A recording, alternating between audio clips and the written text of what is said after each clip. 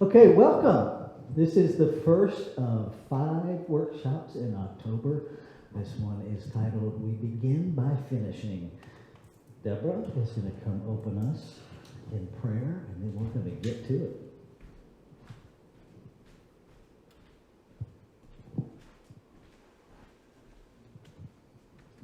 So just allowing yourself to turn within and just allow your gaze to soften, becoming aware of your precious heartbeat, your breath, and allowing your next breath to be a little bit deeper than the one before.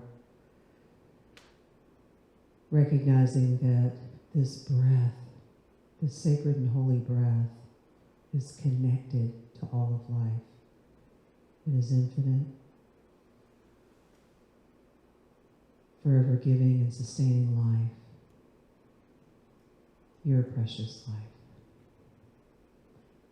There is only one power, one presence.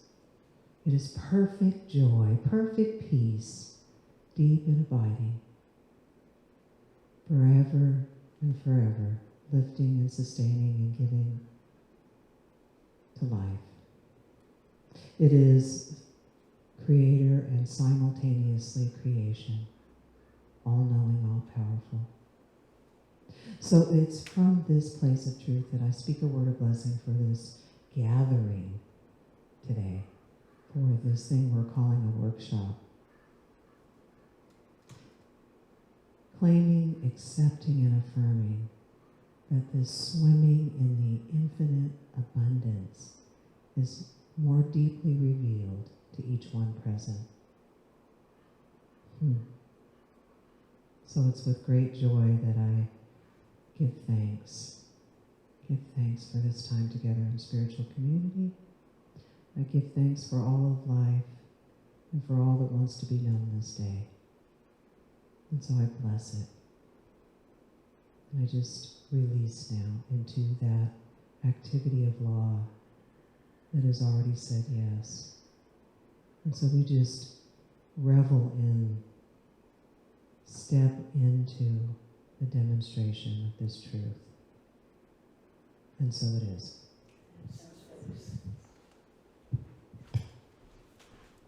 Thank you. Okay. So what does it mean when we say we begin by finishing? Right? So all month we're focused on everyday wonder as finances, as money. Most of us, if not all of us, whether or not we're aware of it or not, were raised with certain thoughts and beliefs about money. Before we can begin to have a different experience of money, we need to finish some of those unresolved chatter in our head. Okay? So the first thing that we're going to do today is look at how do we take 100% responsibility for our experience. Because how many of us have blamed the recent economy or a political party or a corporation for financial strain? Anybody done that? Just me? Yeah, right? Because that's what we're taught to do. We're taught to externalize our experience. We're taught to blame somebody or something because most of us have been taught that we are victims of something. We're victims of other people's choice. We're victims of society. We're victims of the human race. We're victims. So the first thing we're going to look at is how do we get off of this triangle?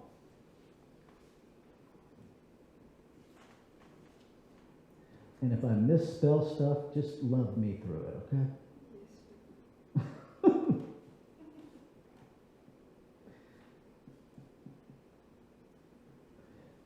There are 3 positions on the triangle, okay? You can't have one position without having all 3. Why is that important to know? Because when we understand that The minute you remove one, the whole triangle collapses. Right? Triangle, in order to be a triangle, in order to exist, has to have all 3 points. So if you remove one of those points, down goes the triangle, and guess what? There you're free. Okay? So, who's the villain in your money triangle? Anybody got one? Them. I love it. You know, the infamous them, those people.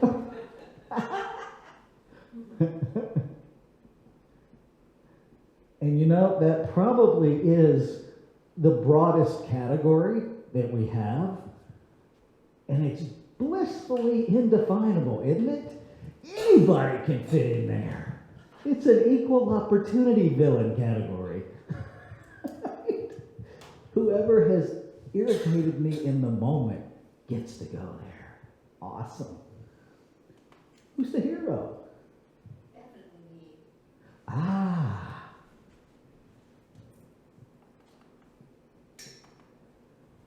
Where's the victim? Who's the victim? Me. Ah. Always a girl with a So somebody who has me as the hero, who's your victim? me. Can't be. They're always different. So if you're the victim, who's going to save you? God. Ah.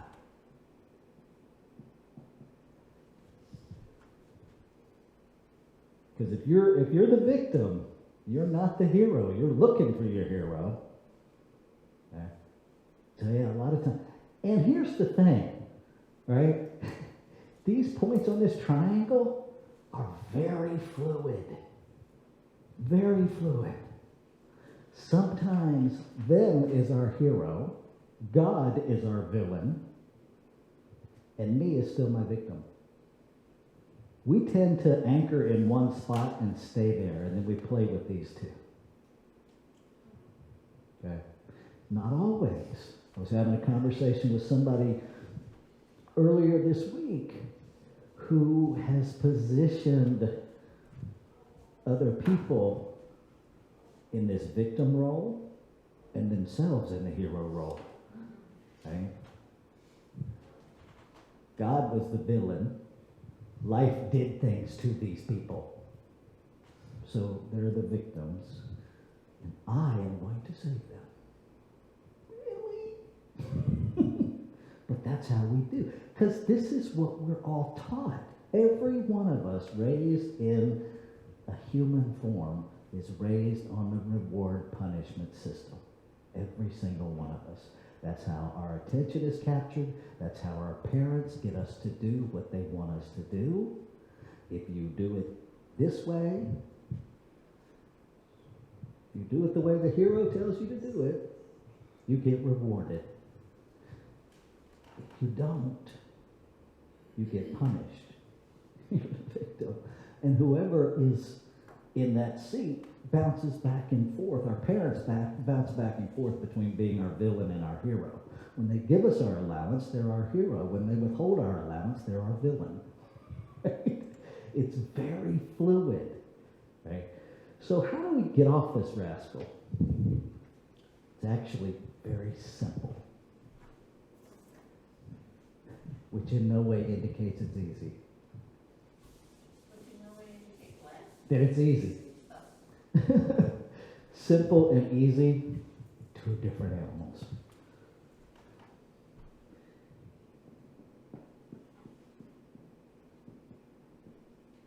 Anybody know what that means? Emergency and rescue? Nope. Emotion? Event plus response equals outcome. Okay?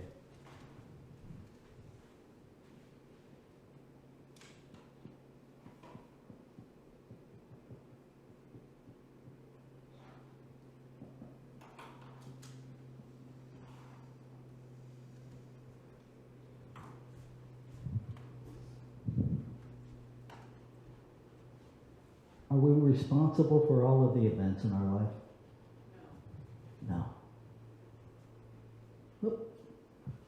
We're not responsible for hurricanes. We're not responsible for tornadoes. We're not responsible for how somebody else drives and wrecks into us. Are we responsible for our response? Yes. All the time. There is never,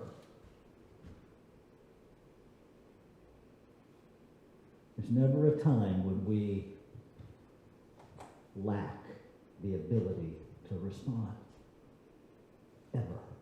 Even if we are physically unconscious, we're responding to something. Okay?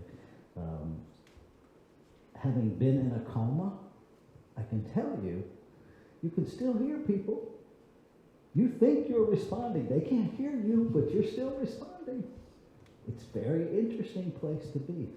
We're always responding to some event, even if it's as benign as how somebody looked at you. Right? Anybody else do that? You walk into a room and you find one person, and the way they looked at you, all of a sudden this whole story instantly unfolds about what that look meant. I want to give you the gift that my nanny, my maternal grandmother, gave me. Deborah already knows this. My nanny used to say, maybe they just got gas. Right? So I invite you to use that. When you walk into a room and somebody has a look and you catch yourself writing a narrative about that look that puts them as the villain on your triangle and you as the victim, interrupt it. Maybe they just got gas. You don't know. It's possible. It's even likely. Right? How are you responding? What narrative are you writing? That dictates the outcome. Another way to say outcome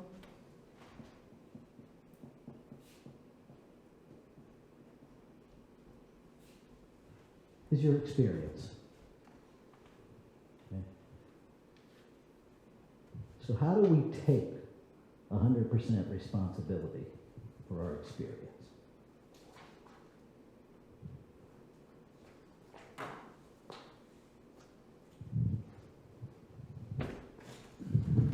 I'm going to give you a tool that you can use over and over and over and over and over every time. You're welcome. Because I'm all about practical application tools. So let's go through this. And we don't have time to go through it in great detail. You get to take it with you. You can make whatever notes on this you want. If you want more copies, we'll make more copies at the end for folks. What is a difficult or troubling situation in your life? So we'll run through this real quickly up here. What's a difficult situation? Any situation. Whether it's your life or somebody else's. Nobody has any idea about difficult situations? Illness. Okay?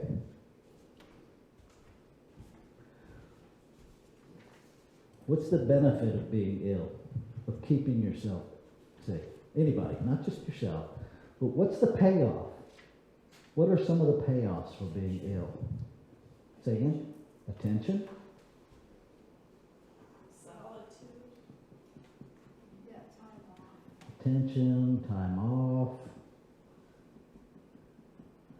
Solitude, excellent. What are the costs? What costs do people pay by staying ill? Isolation. Suffering. Ice. You might lose pay. Fear. Well, fear is probably the motivator, not the payoff. Okay, the payoff is what's the outcome, right? Right? So how do you create it? How do people create continuing to be ill or allow it to be this way? Because here's the thing. We either are creating it or we're allowing it. So how might somebody be participating in continuing the illness that they have? Not caring for themselves. Poor care, poor self-care. Okay. How else? They like the chaos. Well, that's why they're doing it, but how are they doing it?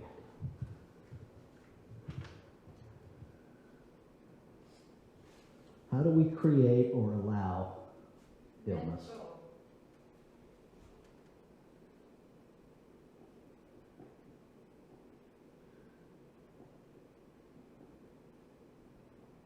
We keep seeing ourselves as sick. Yeah. Yeah. See, that's why you're going to take this with you, because it takes a little bit of digging. But pay real close attention to how each of these is worded. Right? Because it's easy to get slipped into what motivates it rather than answering the exact question that it's asking. Somebody who's continuing to struggle with illness, what might they be pretending to know?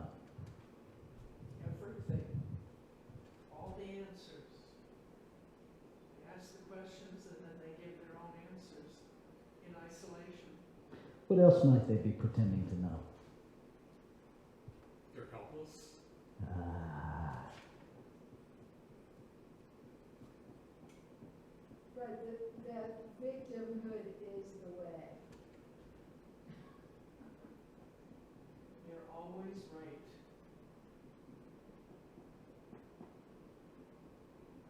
the victimhood is real. Now, I want to be really careful here because I want everybody to understand there is a difference between victimhood as a consciousness, as a way of life, and being victimized. Okay? Very big difference. Okay? Somebody breaks into your house, you've been victimized. Your home has been victimized. It is an event. It is not a way of life. It is an event. How you respond to that will determine whether you anchor in victimhood or you have a different experience of being victimized. Okay? We have a tendency to get really lost in a circular dance with this word victimhood, as if people aren't actually victimized in this human realm, and that would be completely inappropriate and a misuse of principle, because they are. Okay? All right. What might a person who is stuck in an experience, in an outcome of illness, what might they actually want? Rest. Rest. Rest. Escape.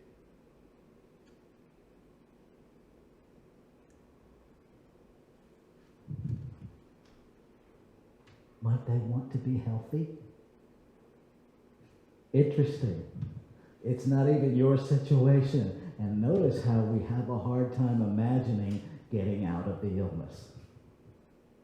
Right? That's how this stuff works, folks. They might actually want health. Possibly. Okay? But if you don't believe this is an option, you're never going to want it. Never going to want it. That's why we got to finish some of these paradigms. What actions could you take? If you're the one stuck in illness, what actions could you take and requests could you make to begin to shift this? You have to decide you want to be healthy. Well, that's true, but what actions could you take? This is acting. What can you do? Ask for help. Ask for help.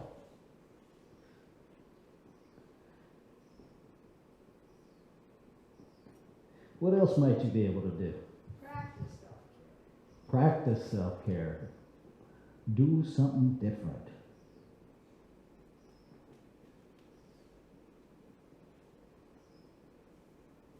And here's the clincher, and this is where it really starts falling apart for a lot of us. When will you do that? Right? It's like, all these are great ideas. When are you going to do it? Right? Tomorrow. And that's when a lot of us, tomorrow, later.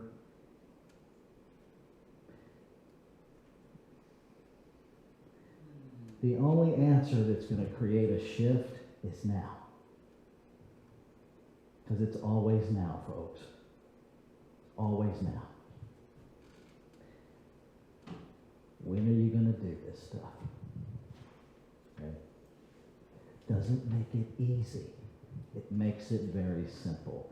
So, if you find yourself blaming circumstances, blaming situations, blaming events for anything in your life that puts you on that villain, victim, hero triangle, here's how you take responsibility for your experience.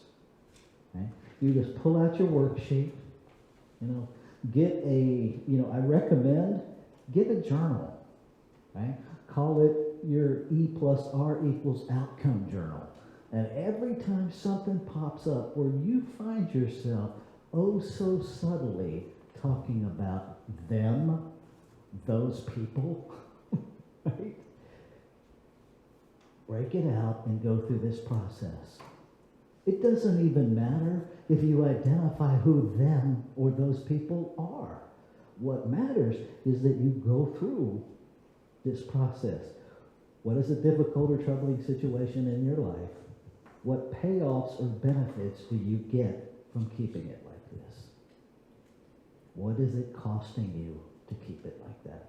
Not necessarily monetary cost, but what's it costing you? What's the payoff? How much are you paying?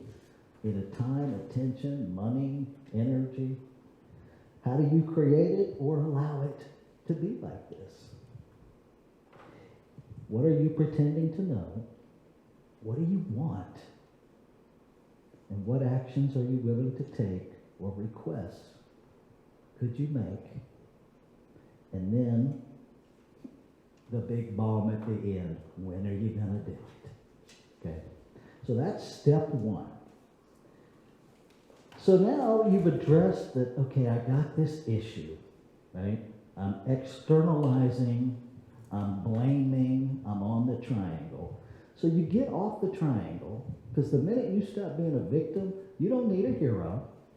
You've gotten rid of your villain because you've taken responsibility. So the triangle's out of the conversation. Now we're left with what belief is operating in us that created that triangle in the first place. And I will tell you, that is an infinite pool of stuff. If you're familiar with the movie The Labyrinth, it's like the bog of eternal stench. Because we're dealing with the collective consciousness, and some of it we're aware of, and some of it we're not.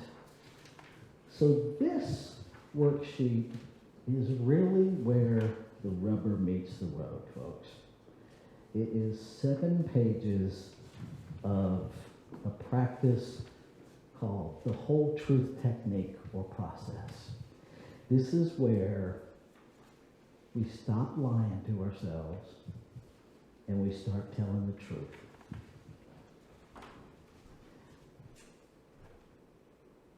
It's not fun. It's not pretty. It may not feel good, so if you were expecting a workshop that's all about feeling good, sorry, not sorry. Because taking 100% responsibility for our lives is work. It's work, and it's continuous work. Right? As long as we are breathing and thinking and experiencing events and having responses and having outcomes, it's ongoing. What we can do is excavate our landfill in our brain, right? When there's an archaeological dig, It's always been there, right? What is being exhumed, if you will, has always been there.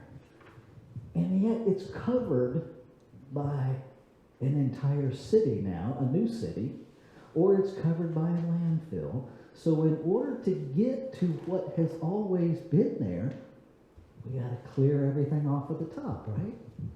And the closer we get to the actual archaeological site, the more tender we have to be with removing things. We start off with blowing up the buildings that are in the way, and we come in with bulldozers and we get all that stuff out of the way, and then we start taking layers of soil until we notice a shift.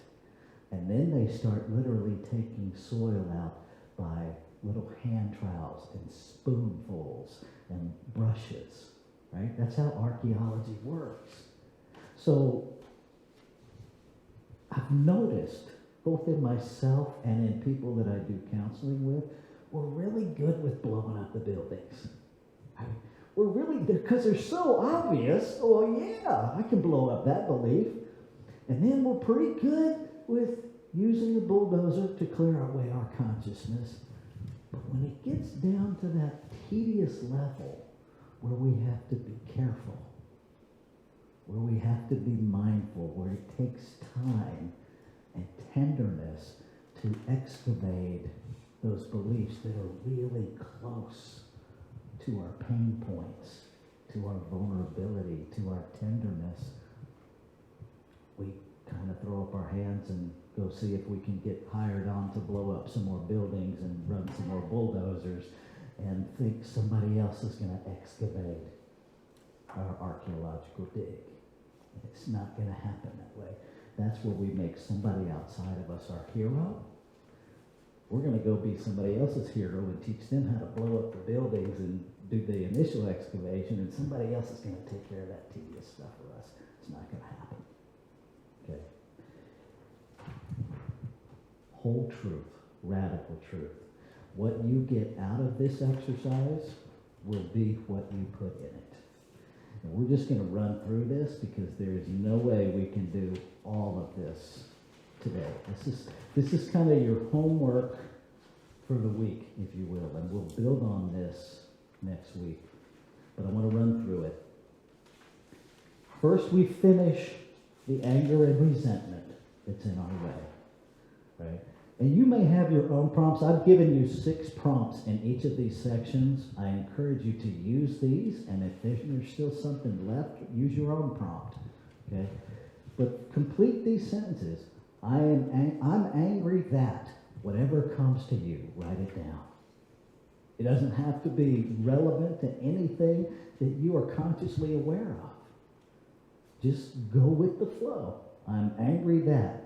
I hate it when. I dislike it when. I'm fed up with. Whatever comes. I resent that. Whatever comes. I can't stand. Fill in the blank. And then take a break. And when you pick it up again, or not, if it works for you to go through all 7 of these, do that. But if you need to take a break, take a break. Okay? Because ultimately what we're trying to get to is the hurt. This second one, I think, is the most powerful part of this truth process. I was hurt when. I feel hurt that. I feel sad that. I feel awful that. I felt sad when. I feel disappointed about. And you write all those things down. And if you need more paper, use more paper. But get it all out. And don't even worry about what's coming out. The next step, to get completely radically honest about fear. I was afraid too. I was afraid that. I felt afraid when. I felt scared when. I get afraid when. I'm afraid now that. Okay? I invite you to not get stuck in the words. Don't argue with the dictionary in your head. Okay? Understand that if that's coming up, whatever it is that these questions are triggering is deep and tender, and I invite you to breathe into it. To breathe into it. Then we move into accountability. Remorse, regret, and accountability. This is where you own your part. Okay? I'm sorry that. I'm sorry for. I didn't mean to. I see now that. I take full responsibility for. Please forgive me for. Now, I know how us human beings roll, so let me be really clear. The finishing the sentence will be completely off track if it goes like this. I'm sorry that you are such a jerk. That's not what this section is about. I'm sorry for anybody that has to hang out in your airspace. That's not what this section is about. So if you catch yourself externalizing it to somebody else, bring yourself back. This is about you. What are you sorry for? What are you taking responsibility for? Okay. Your wants and desires. All I ever wanted. Fill it out. I want in the moment. What do you want? Now, this is where some empowerment comes in, and the you gets to be whoever you're thinking about. I want you to. Because sometimes we want something from other people, and we have no clue how to ask them for what we want. That's that part about making requests. Okay? So we're going to work through that a little bit. I want you to. What I really want is, I desire. And then maybe the hardest question of all, I deserve. Because a lot of us don't think we deserve anything. And you are a divine expression of creation. You deserve everything. And so you get to play with that. What do you think you deserve? Okay? Almost done. Then we get to practice a little love, compassion, forgiveness, and appreciation for ourselves and other folks. Those corporations that you blame, those people that you blame, they get to be a part of this process too. I understand that. What ahas have you had? What have you awakened to in this process? What do you appreciate about that? You know, I appreciate that I have a new awareness. I appreciate that you were doing the best you could do, and I didn't see that. You know, whatever it is that comes up, find the appreciation. Find a way to thank yourself and the other person. Thank you for being my teacher. Thank you for being you. Right? Thank you for being a part of life unfolding as me. However it comes up. But find a way to actually appreciate those folks. And then we get to the FU part. Forgive yourself. Forgive you. Okay? I forgive myself for, and be very specific there. I forgive myself for actions that I took. I forgive myself for not remembering how amazing I am. I forgive myself for believing that I was a victim and acting it out. Whatever it is. Okay? Writing it down helps. And then, after you started with you, forgive the other person or the other people or the corporations I forgive you for. Forgive me for, now I forgive you for. And then what do you love? What do you love? It's that simple. Now, if you want to use this to clear away specific trauma or specific resentments that you have against people, right? If you're carrying around resentments about someone who abused you, if you're carrying around resentment in an ex-husband or an ex-wife or an ex-spouse, you can use the last page of this. Go through the whole process, specifically focused on them, and then this last page, dear whoever,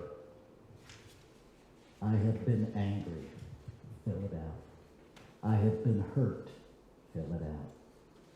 I have been afraid. I'm sorry that. I want and desire. And I love you for. And then the final piece, I choose. What are you going to see? And this ties both sheets together. When are you going to do what you said you were going to do? Choose. Whatever it is in the context of this. If you want to mail that letter to somebody, great. Just know it may or may not be received as you think it will. Right? Event plus response equals outcome. You can't control their response. You can just control that particular event if you choose to send it. You can have a burning celebration or do whatever you want with it. It's not about changing them. It's about changing you. I invite you to just spend this next week excavating the layers of soil that are closest to what has always been there, which is your authentic you. That you are the archaeological dig, you're unearthing, and you deserve it. Questions? Comments? Everybody understand how to use this?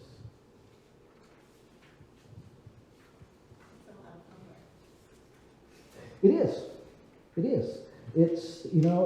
And I'm modeling all of this stuff, each of these workshops, on a philosophy, a faith, a way of life.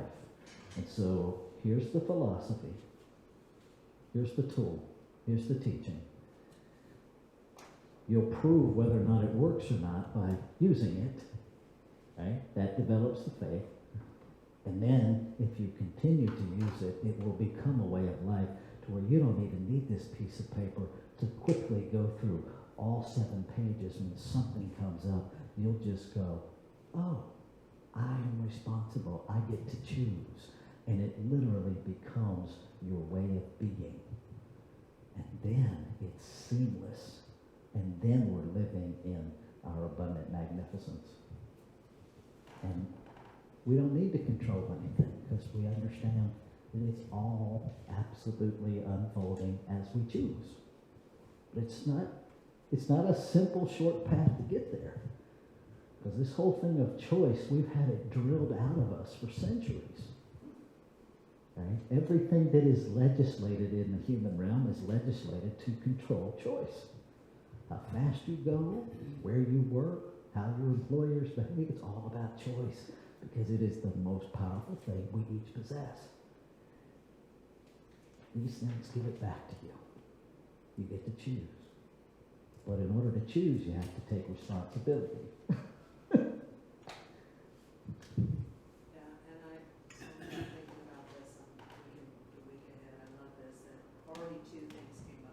Nice.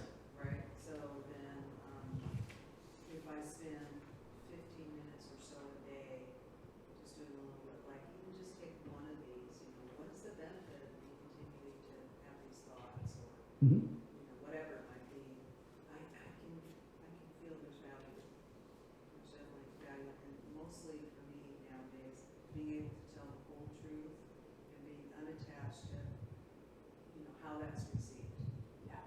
This is my truth in this moment. This is, So for the recording, folks, what Deborah just shared was that already some things are coming up to use this on, and just leaning into the practice of taking 15 minutes a day to use the worksheet, to work through things, and to use it as a tool where you don't have to be afraid to tell the whole truth, because you don't have to worry about how somebody else is going to respond to it, because it's just you and a piece of paper. Okay? The most powerful place, and simultaneously the most destructive place where we don't tell the truth, is with ourselves. You can lie to me. It doesn't really hurt you because you know what's true. But if you lie to you, it doesn't matter what you say to me because you're hurting you all the time. Right? It's a powerful place to be, to just stand in the truth, to value yourself enough. Because here's the thing, folks. If you want to be free, the doorway to freedom, guess what it's labeled? Truth. You cannot get to freedom by telling lies. You can't. It just, if you imagine yourself being right there at the door to freedom, and the only thing stopping you is truth, every time you tell a lie, you get further and further and further away from that door, and then all of a sudden it's like a little dot way in the distance, and you have to tell yourself the truth for each of those lies to get back to the door. Why? We got to ask ourselves at some point, what in the world is going on that we're lying to ourselves? I know why we lie to other people, but why are you lying to you in the complete safety and confidence of your own thoughts? Something to think about, right? And most of the time, it's because we have believed a lie that somebody else told us about who we are. And the only way we get back to the truth of us, to the magnificent us, to the abundant us, is to bust all those lies. Don Miguel Ruiz talks about it as breaking the agreements that we're living under. Right? Here's the way we do that. One step at a time. And I invite you to have fun with it. Right? There's no hidden cameras. As much as I joke about having microchipped all of you, I really didn't. So you can have fun with this. If you approach it with, oh crap, now today I'm going to be honest with myself. For how much fun? Only 15 minutes. All right, so I wouldn't do it either. But what if you approached it with, well, let's just see what I'm thinking today. My thoughts are often a Disney movie. How about yours? My phone ringer is a circus ringtone because that's kind of how my mind works. Have fun with it. Play with it. Any questions that I can answer for folks so you know how to use it?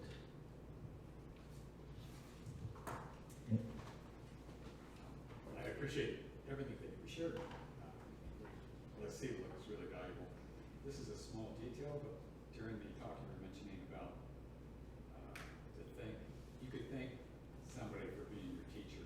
Uh-huh. Could you explain that? Sure. We, in this whole thing of we are responsible, 100% responsible for our life, for our experiences. Right? Nobody is in my life by accident. If we get lost in the direct choice, then we'll never own that we called that person into our life. Right? But when I accepted the position of senior minister here, you came with the package. I just met you today.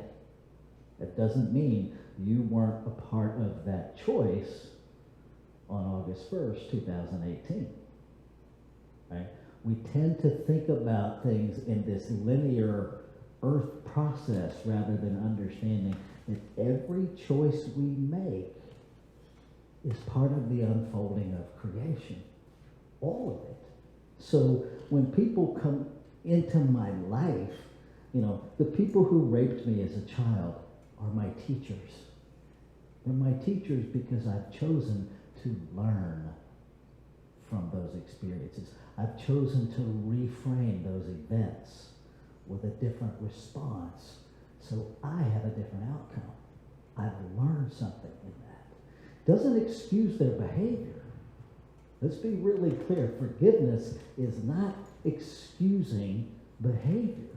Forgiveness is learning to accept the apology that you deserve and may never get. Say that again. Forgiveness is learning to accept the apology that you deserve and may never get. Forgiveness is about setting you free, not excusing somebody else. It's about turning whatever events happen in your life into gold. It's that place where I've talked about several times. On the other side of every ouch is an amazing hallelujah. How are we framing it? Doesn't change the event. We're not denying the events. We're not changing the events. We're changing our response so that we have a different outcome. And those outcomes can either grow us or diminish us, our choice. Right? When I go out of here and get in my truck, Ernest Holmes said this, for every manifestation, we must accept all that comes with it. See, we forget about that part, accepting all that comes with it, right? I think about, well, I'm just manifesting myself from here to home. Well, if between here and home, a deer runs out in front of me, no, there was nothing in my consciousness that said, on my way home, I want a deer to run out in front of me so I can practice not hitting it. No. But between here and home, I have chosen to live in Grass Valley. There are deer here. I've chosen to live where we live. There are deer between here and there.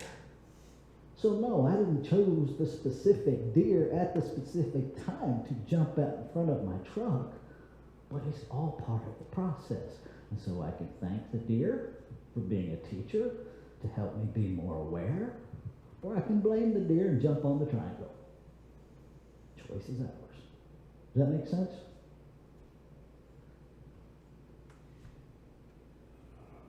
Overall, yes. But just the wording of teacher, like dear is your teacher. I see it as, I'm thankful for the experience, each experience that I'm having, Mm-hmm. for the potential of growth through lessons that I might learn. Okay, what does a teacher do? Well, a teacher can, just as you're doing right now, you're teaching practices that help our development. So that deer is not teaching me some practice. You're teaching, you're being a teacher, Mm-hmm. so I can call you a teacher. So that's the difference. And this is, believe me, you don't need to, it's a microcosm. Oh, it totally is. Now here's what I invite you to do. Play with this. And this is the question that came up. That's not the question.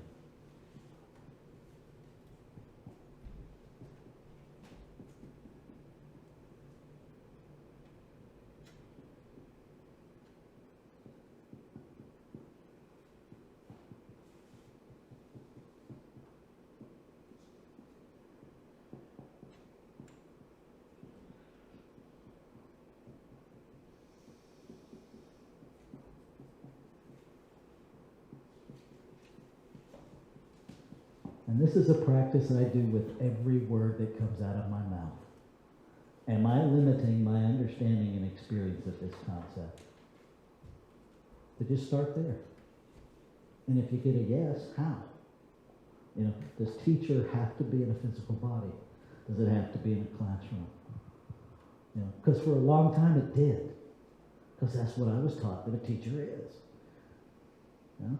They're in a school. They have a subject, they're subject matter experts, And if you're not that, you're not a teacher. Begin to play with the words that you use. How are you under? Because again, this word is an event. The word itself is an event. What's your response? That'll get your outcome.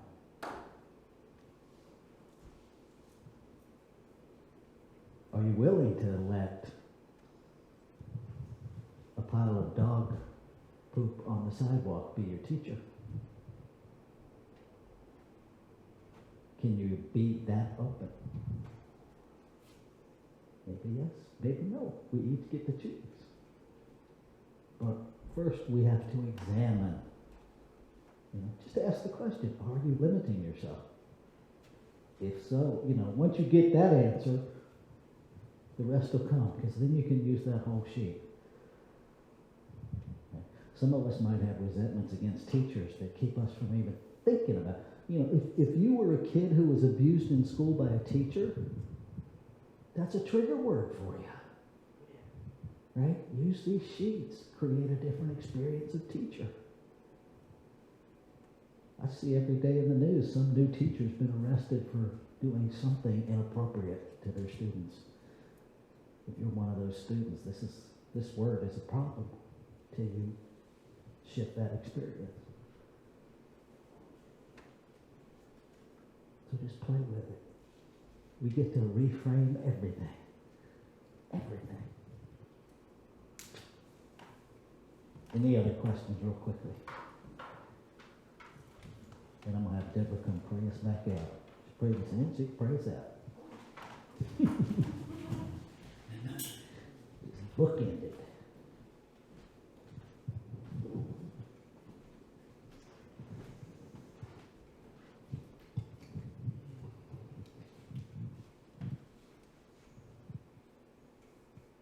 How good it is to be in the presence of the divine, expressing as each one present here.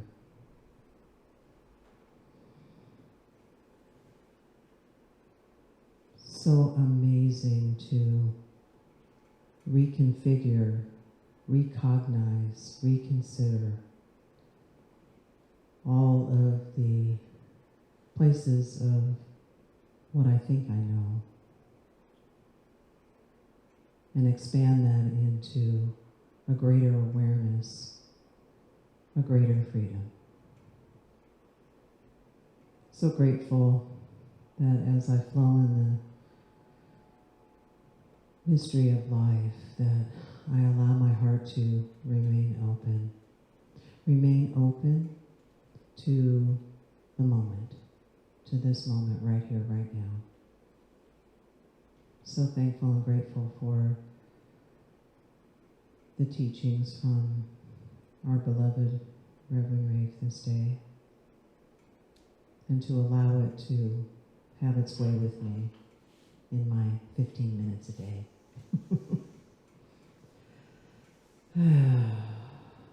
So good to be here today. In my perfect imperfection, in my wholeness, and to bring all of me right here to this moment. And so as we leave from this space together, we carry the love and the deep and abiding peace and the joy that is forever flowing, that is always with us, reminding ourselves that we are here on purpose, that we are loved, that we are known in the mind of God. So I'm so grateful to know this right now and to be here with you. So I release now into that activity of love and law, into that alchemy, into the unknown, and yet knowing that it is as it is spoken, it is done. I let go now, and so it is.